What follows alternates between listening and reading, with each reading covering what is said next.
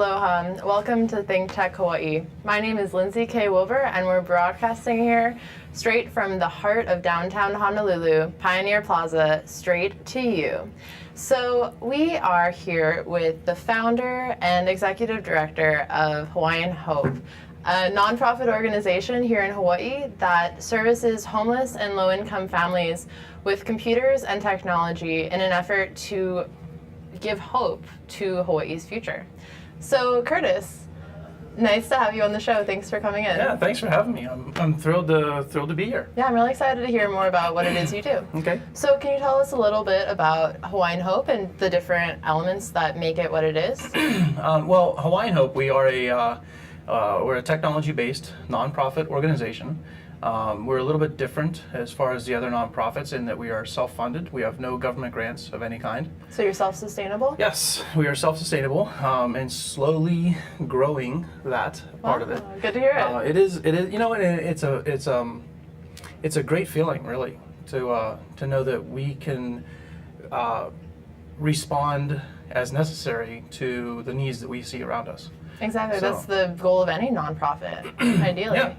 And so you guys were started in 2006, right? Founded in 2006. And what was it like then, and what is it like now? Well, one of the main reasons that we really started up was that we see a lot of other nonprofit organizations that they're really good at what they do, but they're famous for pushing paper. You know, you look at a lot of nonprofits, they've got just filing cabinets full of paper and supplies. And so one of our initial goals and objectives was to help them become more efficient at what they do. You know, introduce technology, introduce computers, web-based data systems, and to help them out. And so one of the first organizations we actually sat down, designed this huge web-based application for them. It was a homeless shelter, and it helps them track all their day-to-day activity, you know, who's staying, which rooms, who's coming, who's going, case management files, I mean, just a lot of information. And after we built it and implemented it and trained their staff how to use it, the response that we got back was, well, this is great, but we don't have any computers. Wow. The homeless shelter? Yeah. Wow. Yeah, and you know, the only person who had a computer of the staff was the executive director's wife. I mean, nobody else had really, even the staff, nobody else had really touched a computer before. And this is around 2006, right? Oh yeah, and I was like, you know, I was kind of blown away, like, wow, it's 2006, right? I mean, yeah. Okay, so we just built this whole thing for you guys, and they loved it. I mean, they were just blown away with what it can do for them. But yeah, they had no computers in the building. And so our mission went from helping them become more efficient to getting them on the basics, even, you know, to get them. And so we went out and acquired, I think it was 25 computers, and you know, set up a computer lab for the residents to use, and outfit the office for them to have computers in the office so they can actually get their stuff done. Wow. So that's amazing. And have you gone back there now and checked it out? We're still work with them on a regular basis. Now it's 7 years later. We still work with them. And there's other organizations who are now using the same software that we designed. The same system. Yeah, and other system. homeless shelters? Other shelters. Are they all local, or is it something that could be scaled? It could be scaled up, but right now we're just focused on the local population.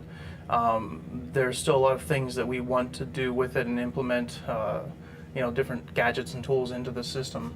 And but yeah, so far, and when I tell some of these statistics, so in part of doing this, what we do is we help gather and manage the data and the statistics for the shelters, right?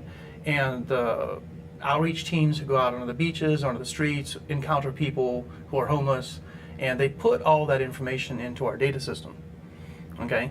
And so when I start talking about numbers of homeless and who's homeless, it really catches a lot of people off guard, because there's a lot of preconceived notions out there, a lot of prejudice as to, well, those people are, and they, what they think the homeless is. And when we start talking about things like, okay, because we have the data, right? You guys have the data, right? Right, we manage the data. And so we start talking about things like, well, 1/3 of all the homeless in the state are children. Wow, that's incredible. Okay, 1/3 of all the homeless are children. And when you start thinking about that and thinking about, what we're here to talk about today, technology, right? How many of that 1/3 of that population, if we don't get the technology, if we don't get them access to the technology, are they going to be the next generation of adult homeless?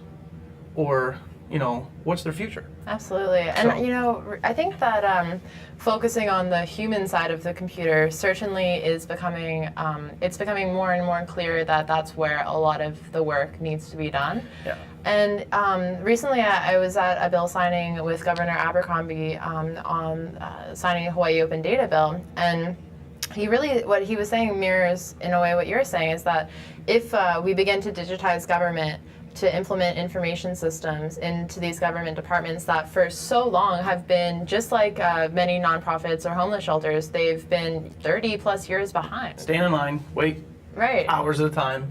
Like paper-based processes, thousands of paper-based Right, processes. right. Data, that's just, who knows what data is around. It's Right. kind of just like not really organized, and if data is not organized, then it's harder to translate that into knowledge that you can use. Right. And so, right now the government is going through this overhaul in a way that sounds like you've been doing on the ground. And but the issue is, like you said, are we creating a class of divided citizens who, people who aren't using the computers or technology or the internet in the way that the government sees, the government's using it, so that would block participation in a lot of ways.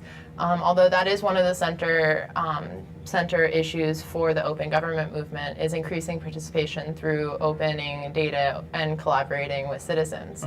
So, there's a lot of talk of citizen-centric government, but then what kind of citizen? Right. Who is the citizen? Who is that Are the person? homeless people citizens? Right.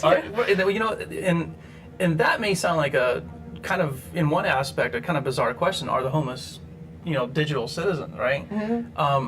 But of all people, I think they're the ones that we need to really focus on. Okay? Because, how many jobs now you have to apply for the job online? It's Everyone. right. Yeah. Home Depot, Sears, Walmart. I mean, you can go through this list Even of the low income jobs. Right. Not like a LinkedIn, trying to start your Oh career. yeah, or we're not something talking like about the $100,000 a year jobs here, where you go, well, here, sign my my 401k plan and everything else. We're talking about entry level jobs, right? And what we have seen is that a lot of this process now is almost used as a screening process. Okay, if you don't have a basic skill set level, if you can't even use the computer, we don't want you. And this is the way a lot of the things are going now. We talked earlier about this. We briefly mentioned this. So I'm walking through one of the shopping centers, and there's the ice cream shop, right? It's an ice cream shop, and they've got a huge help wanted sign. I mean, it's got to be this big. It's a help wanted sign in the window, and there's a little sticky note on it that says apply online. Okay. Now, But they printed it up and put it. Why did they just advertise online? Right. But there's this huge help wanted sign, and I swear it's got to be like 2.5 feet by 2.5 feet. But it says a little sticky note that says apply online. It's an ice cream shop. Okay. How many people that we know who are homeless or low income, they can probably figure out how to do this, to scoop the ice cream, right? But they've never touched a computer before, or they've never done the online applications. They don't necessarily have an email account, right? So forget keeping the job and good customer service and everything. They can't even apply for the job. Yeah, and that's just limiting the opportunities Right. from the start. And so, what about typing as well? Like, is that what levels do you see in your cafe or in your different programs or with the people that you work with? Like, what's the range, I guess, of familiarity with computers and technology? Oh, we've got all types. We actually have 7 different projects. We've got 3 of them that are really active right now, and in those projects, like one of them is we give away free computers. We build computer classrooms in the homeless shelters, clean and sober houses, prisoner reentry programs, and we see people that they've never touched a computer before. I mean, it's 2013, right?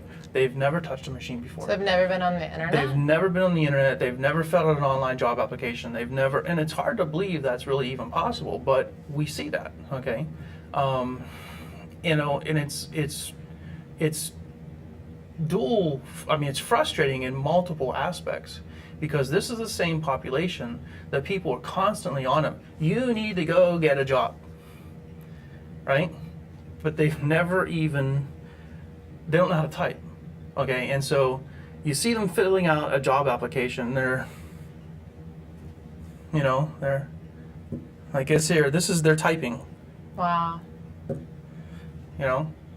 And somebody like this, to have them sit down and fill out, I mean, they can write, okay? But then what ends up happening is, if they do get the job and the job requires any type of typing, right, they don't last too long, right? Now a lot of the jobs are customer service jobs. So the hotel's hiring for front desk or, different things like that. Of course, you've got to be able to type, keep up data entry, some basic information.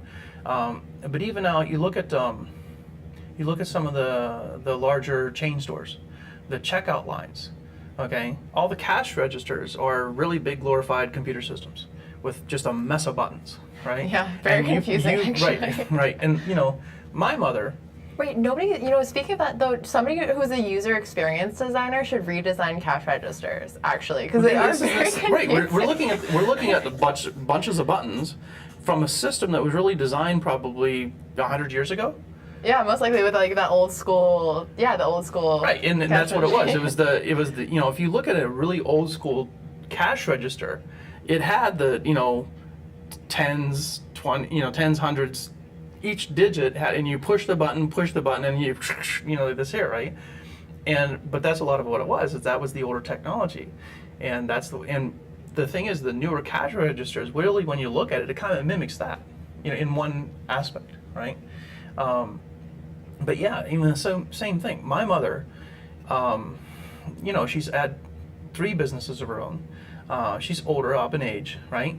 And I asked her one day, Mom, why don't you go consider, getting a part-time something just to keep occupied, go do something, right? She's, oh no, too many buttons.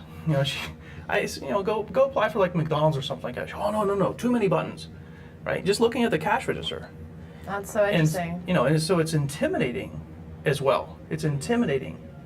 So. And you have a very interesting perspective on this because these are things that we so often don't notice in our everyday lives. We take for granted. We do. We take them for granted. And there are subtle manipulations almost, or mechanisms of control over, who has certain knowledge and who doesn't. Mm-hmm. And the ones who do have the knowledge, they are given certain affordances in society where they can, go to school or work or something like that.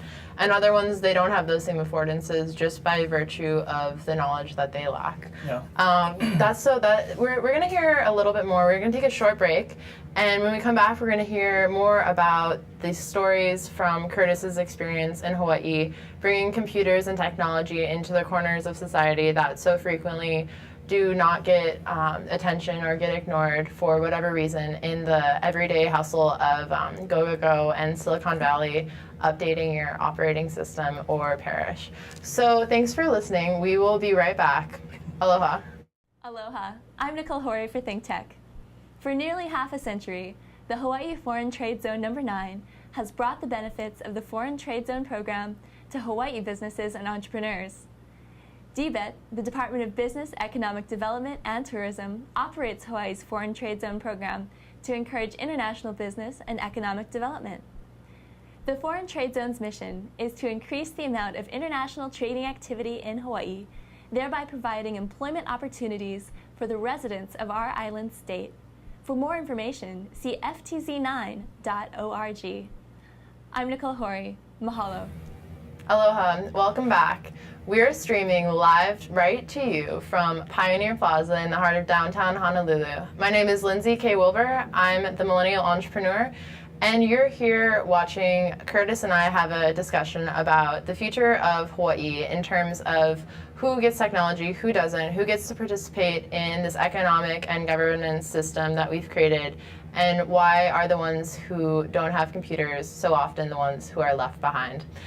So we're going to hear a little bit more about the stories of the individuals that you've met and some of the experiences that you've had really founding Hawaiian Hope. So 7 years now that they've been active, and he has had quite a lot of hands-on on the ground experience. So yeah, what are some of the memorable moments for you? Memorable moments, wow. Okay, so as an organization, yes, as you said, we've been around for 7 years now, and we've given away a lot. Well, that's one of our projects. We give away free computers, all right? And so we've given away, at this point, 975 computers. Congratulations. All right, yeah, almost at 1,000. And by the way, once we do hit the 1,000, we're going to invite you guys to come participate in that. We're going to have a little bit of an event. Think Tech special? Oh, yeah. Cool. We're going to have a big event. One of the most memorable moments that I've got about this is, so, part of what we do is we give away the computers to the homeless shelters, and we build computer classrooms in those shelters. And, again, there's a lot of children. Like the one shelter we work with, at one point in time, they were 45% children. So, you think of a couple of hundred, you think of a homeless shelter.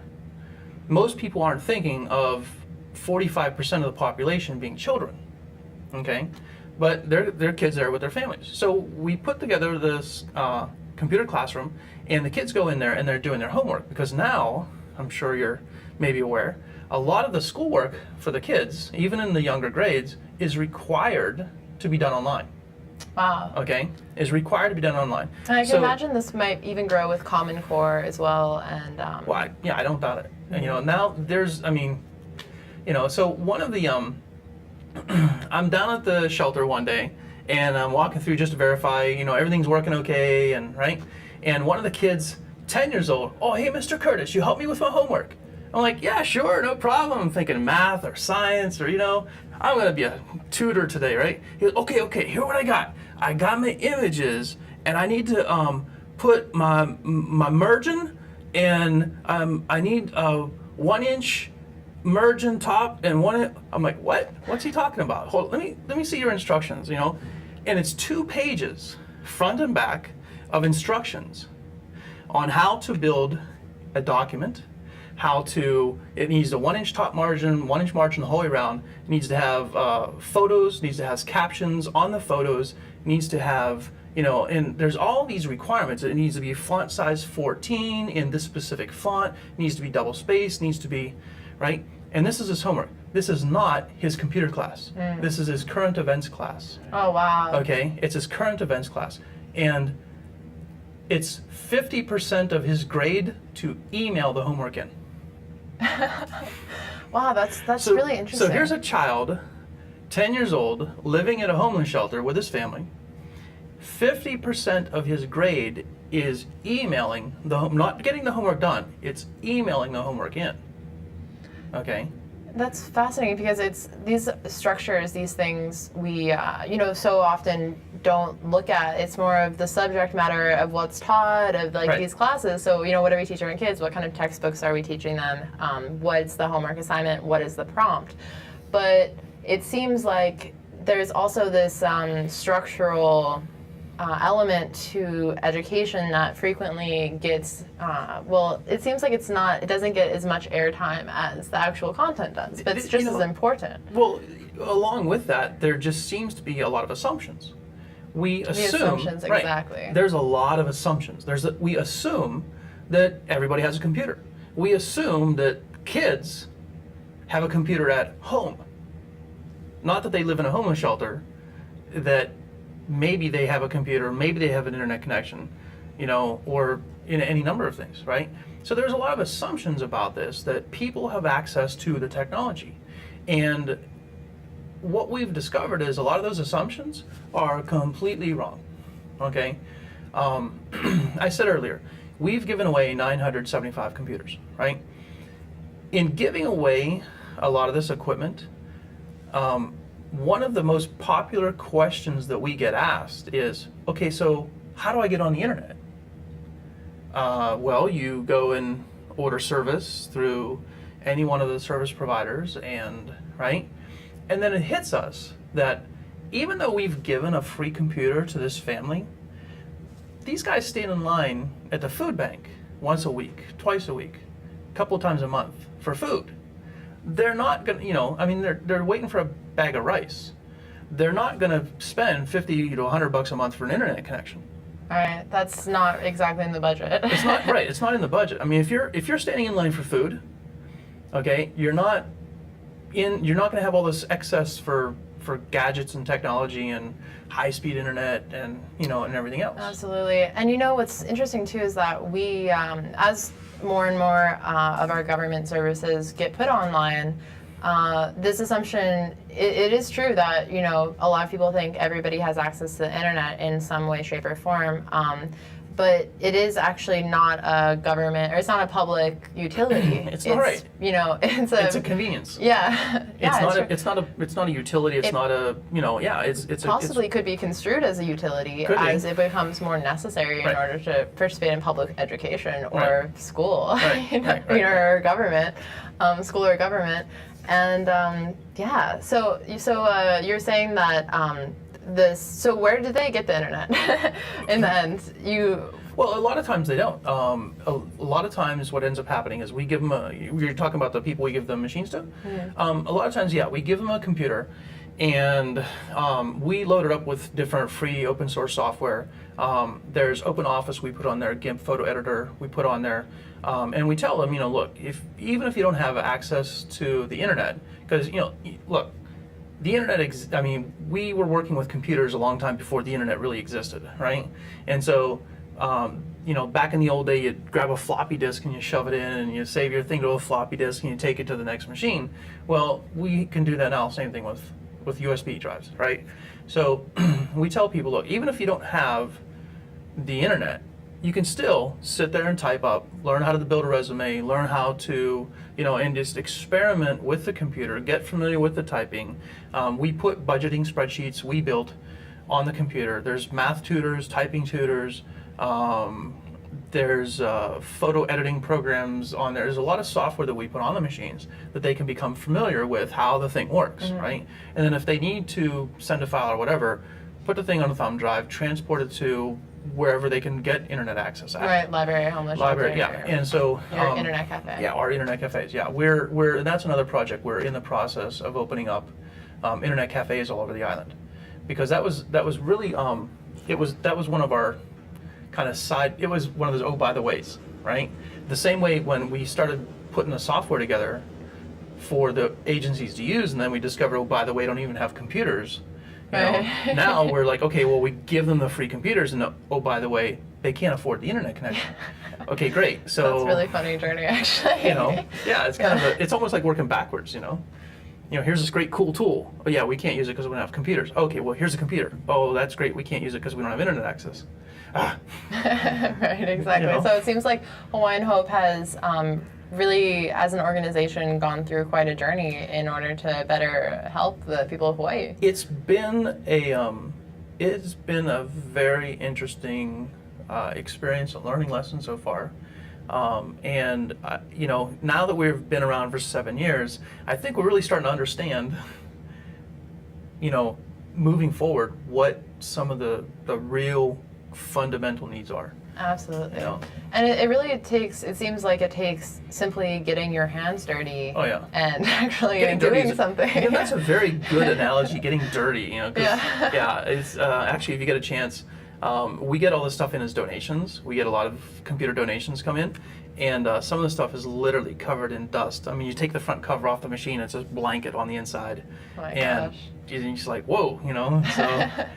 And I recently I read this news story, I think it was earlier this spring, about some government agency essentially buying all this computer equipment and all this software and then storing it somewhere for a while, and then it went out of date or something, so they couldn't use it anymore. You're talking here locally, or it was actually locally. I don't remember the specifics of the story. I do remember the story, and it's it's really frustrating. I don't want to Yeah. Would Hawaiian Hope, like, could that, I mean, even though it's not maybe like the most current stuff, like, would that be something that's donated? Or like, yeah, no, we can work, as far as donations, we can work with anything that is Pentium 4 or faster. So even like, we got machines that come in at 1 gigahertz. If you shove enough memory and RAM into the computer, you can get it to work kind of stable. Totally, so you Frankenstein them, basically. Yeah. I'm sorry? Do you Frankenstein Oh, them? well, I hate to, yeah. Or, a little mad scientist thing. We even have the stethoscope we wear just to, but yeah, we rebuild the machines and put them back together, take them apart, put them back together. And we also use that. So a lot of the equipment that we get in as donations, we use that as an opportunity to train people how to be technicians. So a lot of the people, we get a lot of volunteers that they might be living in the shelters, or even I've got, one of my best volunteers I've ever had is a guy who's living in the park. Okay. Really? The full on living in the park, big thick backpack full of stuff, but meticulous about when you give him, no, he won't necessarily go work for somebody else, but when you give him a list of stuff that needs to get done, it was meticulously done. I mean, checked off and verified, and this guy was one of our best technicians, and after working with us for probably 6 months, he realized that, hey, he likes doing this stuff, and this is kind of cool. And he's good at it. He's too. good at it. I told him, I said, dude, I could, if we had a bigger budget, I'd hire you. I mean, he's good at it. And so he ended up moving back to the mainland and getting a job doing, some basic tech work. That's awesome. So, yeah. Oh, it really is. And, I wonder how much of this expertise, or, like, there's so much potential that seems like there's a lot of potential in human society, but a lot of it seems like it's not being, put to use. One of the things that I've noticed, at least here and in some of the other cities that I lived in, but here in Hawaii, a lot of the things that I've noticed is we are surrounded with brilliant people. We are surrounded with people who are intelligent and smart, and they can figure things out, right? But they don't know what their options are. Okay, they haven't really been exposed to the technology, and I mean, I'm talking the full span of technology and the options that are out there. I mean, now, even you want to be an auto mechanic, right? I know people who are studying to be auto mechanics, they haven't touched a wrench. I mean, they've been in school for months. Really? In school? Yeah, they haven't touched a wrench in being auto mechanic. What are they doing? They're sitting with the diagnostics computer. They're sitting at the diagnostics computer and they're plugging in the diagnostics equipment to the car, into the computer system in the car, to figure out what's wrong with the car. Not looking at it. They haven't even touched a wrench yet. Wow. Right. Months, haven't even touched a wrench. Huh. Wow. Okay. I can imagine. I mean, I suppose that's only gonna get more and more prevalent. I mean, it could be that robots are fixing cars and humans are just directing the robots. You look at some of the look at some of the technology changes in automotives, right? We've got full-on solar vehicles now. We've got electric vehicles. We've got so a lot of that, like the big clunky engine thing, is gone. In some of our newer vehicles, right? It doesn't exist. Now it's electronics and servos and they're computers themselves. Right, the cars are computers. Right, the cars are the computers. Oh, navigate home, right? Yeah. Exactly. Wow. Well, this is a changing world, and we're gonna take a little break.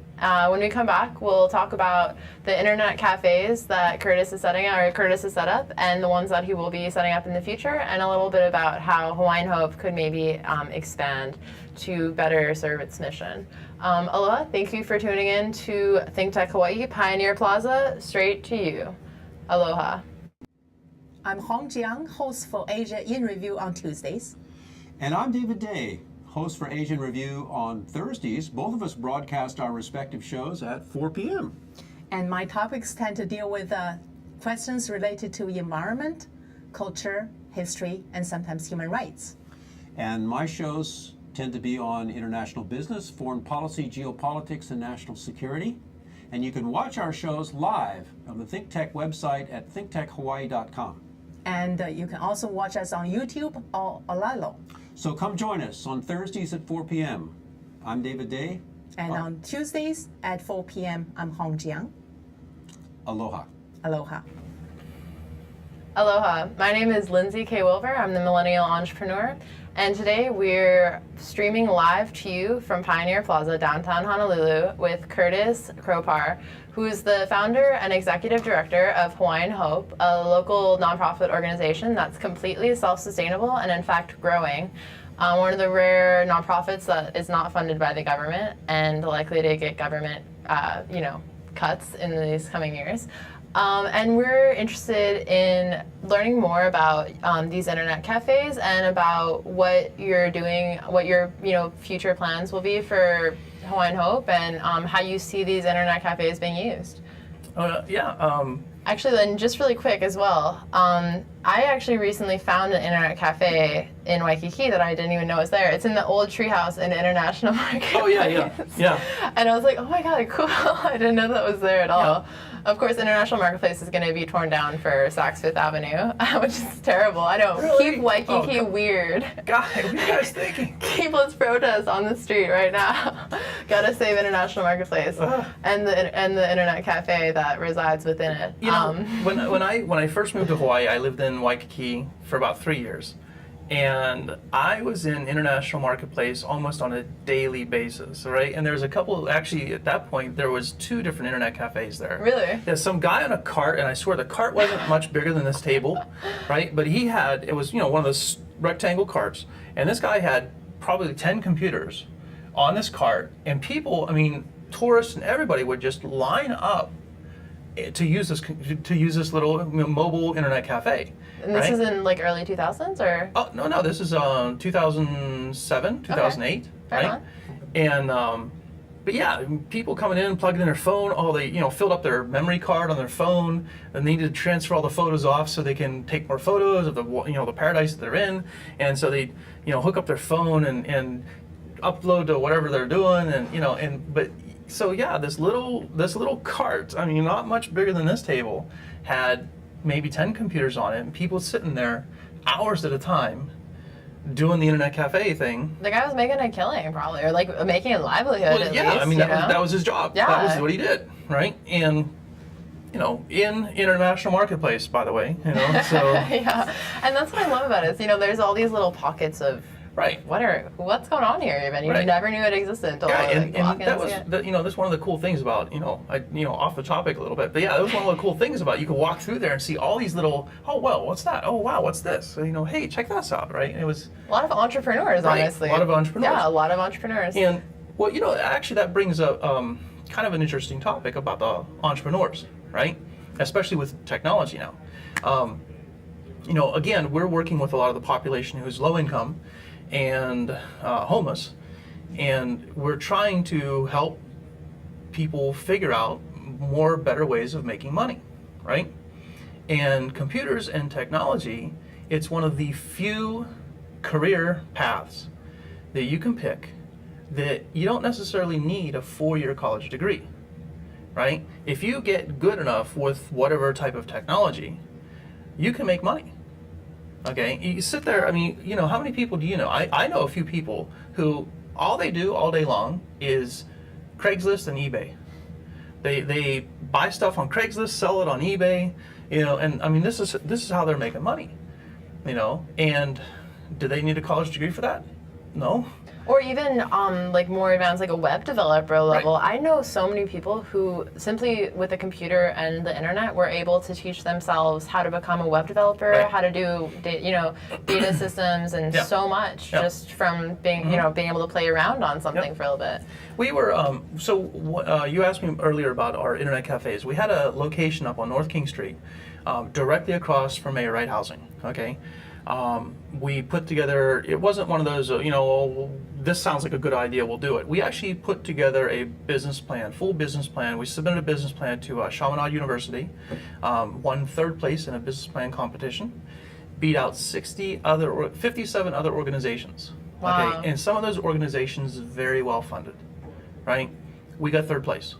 And part of that business plan, part of that was looking at how to help build, entrepreneurs, how to help get people into the internet cafe, get them exposed to the technology, get them to sit there and tinker and try to figure out, how things work, and eventually get them to the point where, they're using it to better their lives with, right? It's not just for Facebook, hey, you got your new Facebook device, right?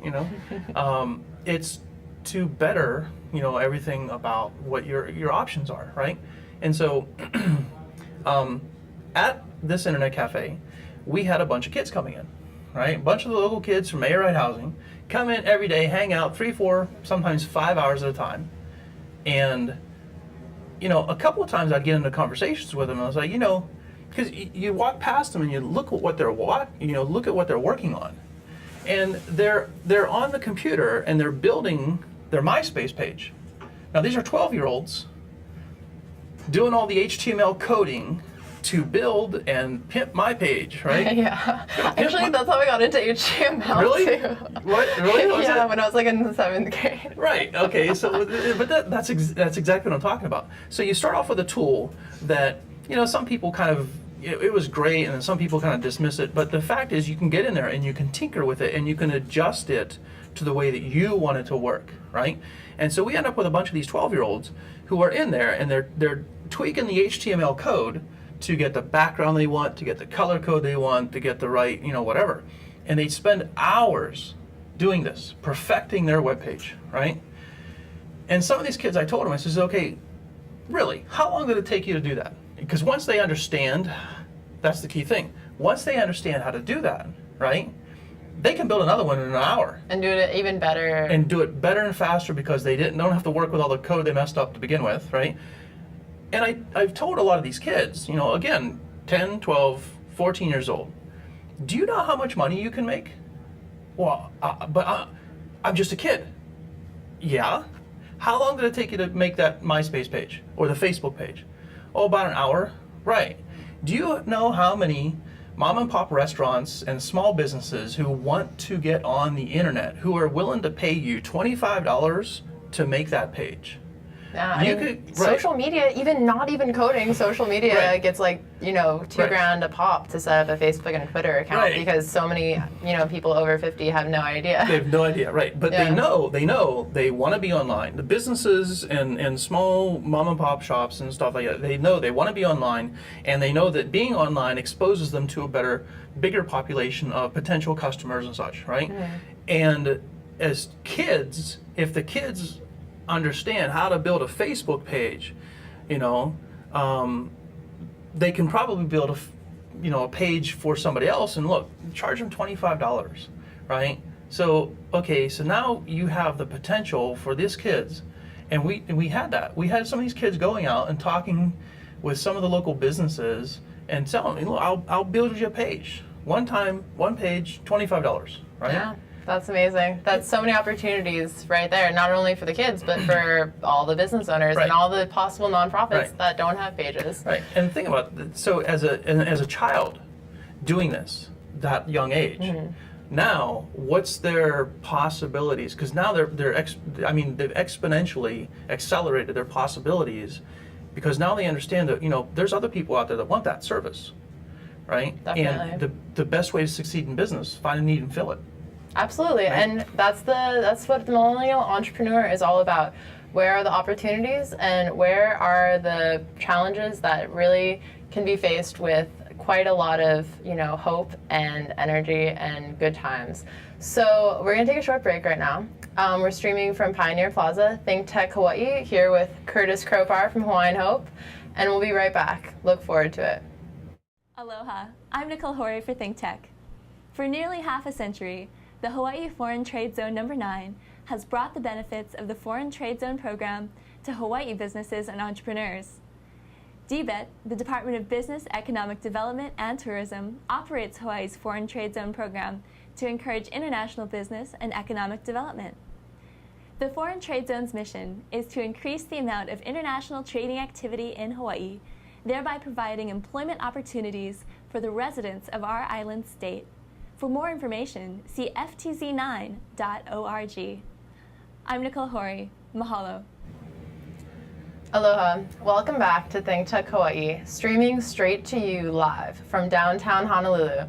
My name is Lindsay K. Wilver. I'm the millennial entrepreneur questioning Curtis Kropar about the future of Hawaii and technology and computers, and what are we going to do with them? What are we going to do with people who don't use them ever and who don't have access to them? Are we just going to throw them into the side of the road and keep trudging forward on this great path of progress that the American nation has so embraced over these 200 years of our existence? We'll find out in 7 minutes here. I like the comment, questioning Curtis. That's what these bright lights are for. Like, yeah, exactly. We're here, with serious business here at Think Tech. We don't mess around. Okay. So yeah, what's going on with? So what are these next steps? Internet cafe. We've talked about what amazing progress. Yeah, we're so one of the things we're going to be doing is the site that we had on North King Street. It was our proof of concept. It was our determining, does this thing work or not? And what we discovered was it works so wonderful, we need to build more. And just a quick statistic, we had 15, now mind you, we only had 10 computers in place, right? We had 15,000 people through the front door in 5 months. Wow, 15,000? 15,000 people through the front door in 5 months. So tell me, is there a need? Big time, and that's how you. Obviously, there's a need, and that's how you've been able to sustain your nonprofit as well, right? Okay. Right. This is we charge for services. It's really cheap, but nonetheless, it helps pay the bills, And so, if anybody wants to make just kidding. It's the internet cafes. We are working on opening up one in Waianae. It is actually right in Miley, and we don't have an actual grand opening date yet. But there's 50 computers at this place. It's beautiful. The internet's connection is fast. It's not one of them slow, chunky, 2 meg connections. And yeah, we're gonna have a lot of people in there. There's 3 different rooms we have set up, and people will be able to come in, do classes, do training. Other organizations will be able to come in and utilize the space. Oh, amazing. So if they've got church groups or anybody else who's got clients that they want to bring in and do stuff with, there it is. It's cool. It's kind of a cross between an internet cafe and like a community center. Okay, that sounds fantastic. And so where can people go to keep up with this and to be there, or maybe even volunteer for your organization? Yeah, we are definitely looking for volunteers at all types of levels. We are looking for people who have got experience doing tech work. We are looking for people who have got experience with, even if they have no experience doing computer and tech work. We've got a couple of people who show up and all they do is clean. They love cleaning, and so they clean all the donations that we get in, and some of them, like I said earlier, are covered with dust. In the meantime, we do train people how to be techs and take the machine apart. Our website is www.hawaiianhope.org, and you can go to that, see some of our videos, some of the events that we've done. There's a couple of things on there that I think will grab some attention. Most people, they see the videos on there like, wow, I didn't know that. And but yeah, there's some cool things on there. There's a contact us form, you can fill it out. If you are interested in volunteering, or if you even know of a family who might need a computer, you can fill it out and request a computer, and we can try to help out with that. I really look forward to seeing how Hawaiian Hope's going to blossom in the future. And I mean, it sounds to me almost like, there's this whole big maker movement going on with, more and more of these community spaces that are hubs for technology, or for whether that's hardware, software, basic computer internet access, or like basic even the tinkering. co-working space, and Exactly. We had Brittany Tamu come on, who's the shopkeeper over at Box Deli, talking about co-working spaces, and it seems like your space is great because it addresses a population that so frequently is dismissed, or people don't even think about it or realize this. They're kind of concerned with understandably so, with this momentum of startup weekend, of incubators, of social entrepreneurship, and all these kind of glitzy buzzwords. But they're true, and they're important, but also for other segments of the population too. Well, kind of what you said earlier about the overlooking and dismiss, right? A lot of times when we hear of the government or different people talking about, you know, the technology and what it means to society, and they're at this like 30,000 foot view of how this blankets things, right? But they often forget about right on the ground, you know, of the basic stuff that needs to happen for that to happen, you know, and a lot of it is just there are assumptions being made of, well, everybody has this, or, you know, well, why do those people need this? You know? Yeah, absolutely. Thank you so much for joining us on the show, Curtis. It's been an absolute pleasure to learn more about what you do and your organization, and I really look forward to following the progress and visiting the Internet Cafe sometime soon. So here we are, Think Tech Hawaii, just an organization trying to get the news to Hawaii. We are here where the bottom up meets the top down and trying to make a difference to make a better future together. Aloha. Thank you for watching.